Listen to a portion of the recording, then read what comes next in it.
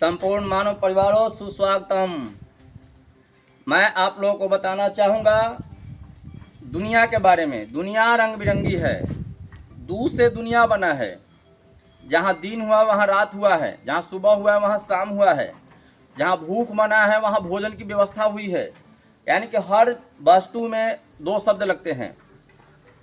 अभी कोई साहेब यूट्यूब पर हमारे बोलते हैं, चैनल पर बोलते हैं कि ललका से कि पियरका से, हरियरका से कि उजरका से तरना है। यानी कि लाल पीला रंग जितने वस्तु वस्त्र हैं ये हमारे संत महात्मा ऋषि मुनि नेता मंत्री माने मानव प्राणी से धारण करते हैं। और इस पे हम कटाक्ष बोलते हैं। तो जितना हमारे पास ज्ञान रहेगा उतना हम कटाक्ष बोलेंगे।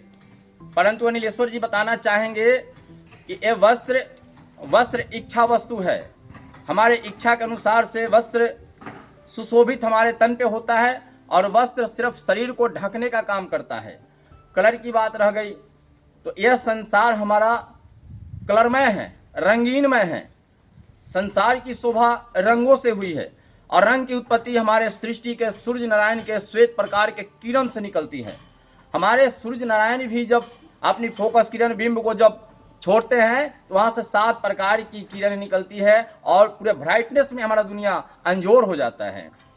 तो कलर से हमारा दुनिया को कोई मतलब नहीं है, कलर का ही दुनिया है। वस्त्र पहनने से कोई न साधु संत महात्मा ऋषि मुनि नेता मंत्री कोई नहीं बन सकता है। वस्त्र शरीर को ढकने का काम करता है। और तरने की बात रह गई तो वस्त्र से ललका पियरका से वस्त्र से इंसान कोई नहीं तरता है। तरता है तो संपूर्ण मानव परिवार से प्रेम करने वाले तरते हैं। तो हमको संपूर्ण मानव से प्रेम करना है और तरना है। बात रह गई देवी देवता की। मैं इतना सत्य कहूंगा पूरे कॉन्फिडेंस के साथ, इस संसार में देवता भी होते हैं, देवी भी होती है और प्रेतात्मा, भूतात्मा, देवात्मा, जीवात्मा सब होते हैं।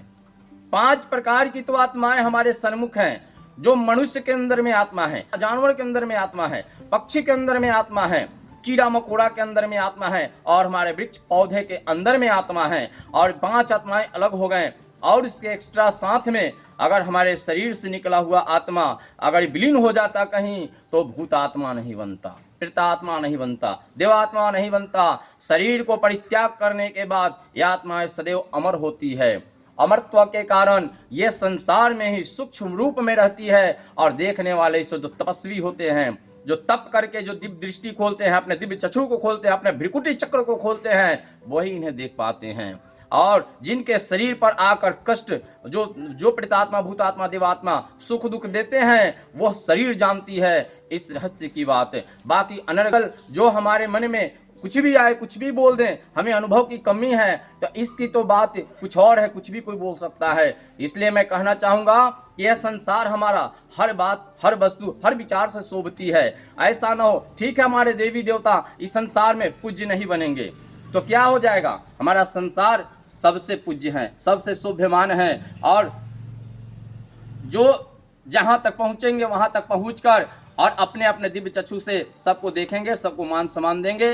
और एक आदमी के मन से, एक आदमी के विचार से संसार नहीं शोभती है। एक ब्रह्मांड में एक सिर्फ आम के वृक्ष से ही संसार नहीं शोभेगी, एक दूब से ही संसार नहीं शोभेगी, एक जानवर से भी संसार नहीं शोभेगी। तो संसार को शोभावान बनाने के लिए और संसार के हर एक प्राणी को काम करने के लिए अगर जो कार्यक्रम यहाँ रचा गया है, धर्म में प्रायण लोग काम कर रहे हैं, ये भी शोभनीय कहा जाएगा, माननीय कहा जाएगा। क्योंकि धर्म क्या है? धर्म तो धारण करने का वस्तु का नाम है। लेकिन धर्म से धर्म की उत्पत्ति होती है। जब हम क्या करते हैं, दुकान खोलते हैं, हमारे बहुत सारे मानव बेरोजगारियों से रोजगार प्राप्त करते हैं। हमारे देश के अंदर में, भारत के अंदर में जितने सारे पूजा पाठ से संबंधित बिजनेस व्यापार हैं, उस बिजनेस व्यापार से हमारे बहुत रोजमर्रा में गरीब हमारे जीते हैं, कमाते खाते हैं। ऐसा बात थोड़ी है कि एक पंडित ही जीते हैं, एक साधु ही जीते हैं, एक महात्मा ही जीते हैं, एक फूल बेचने वाले ही जीते हैं। सारे व्यापारियों ने, सारे मानव प्राणियों ने भक्ति मार्ग में आकर भगवान को भी प्राप्त करते हैं और सामान बेचकर अपने घर परिवार को सुखमय बनाने का भी काम करते हैं।